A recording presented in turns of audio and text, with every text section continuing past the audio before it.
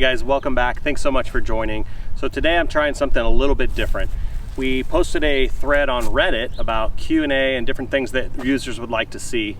And the top comment for that was from, just looking at my notes here, Harp Hucker. So big thanks to Harp Hucker for the comment. And basically the comment was, I would like to see tips on getting power with standstill shots. Specifically weird lies on uphill and downhill and side hill, things like that, where you really can't get a full run up and you're trying to get full power. It's a good comment and a good question. And I would argue that getting full power on a uphill shot or a standstill shot, it's just not really possible. So what you're really trying to do is limit the amount of air that you're going to have. So what I would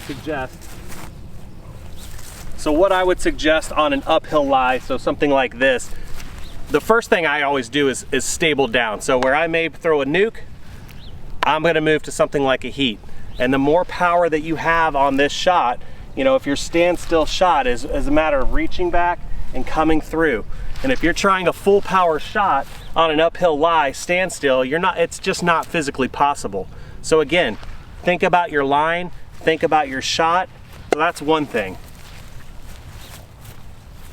The other thing, on an uphill run up, when you're really trying to run up, you know, like this and throw, typically for me, if I'm running uphill, I will, 9 times out of 10, it will come out early on an uphill shot.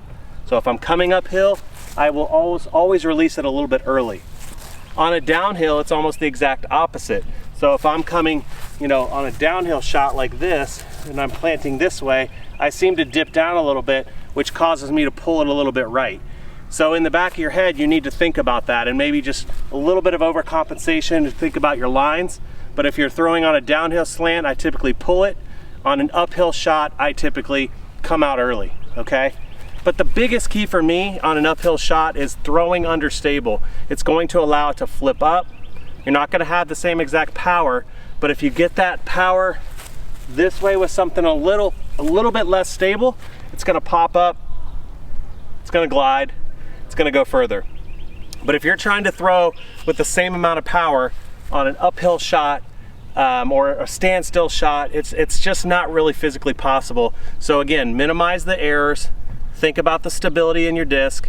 The less stable, let it turn naturally, glide a little bit, and then come out.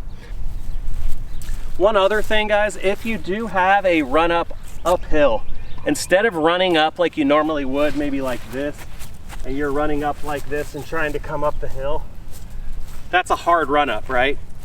I will shorten my run up and I'll actually come off to the side a little bit. And I'll run, even though I'm throwing that way, I'm running up to the side and this way, okay? So I'm letting it go with a little more hyzer and I'm throwing less stable.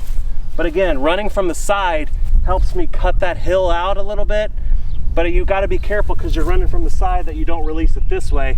You have to still get yourself off this way to release it straight on. Give that a shot and let me know what you think, guys. Thanks again, like, subscribe, let me know what you think in the comments and what you wanna see. And if you have different tips for this Harp Hucker, we're all ears, we're all in this together, guys. Thanks so much.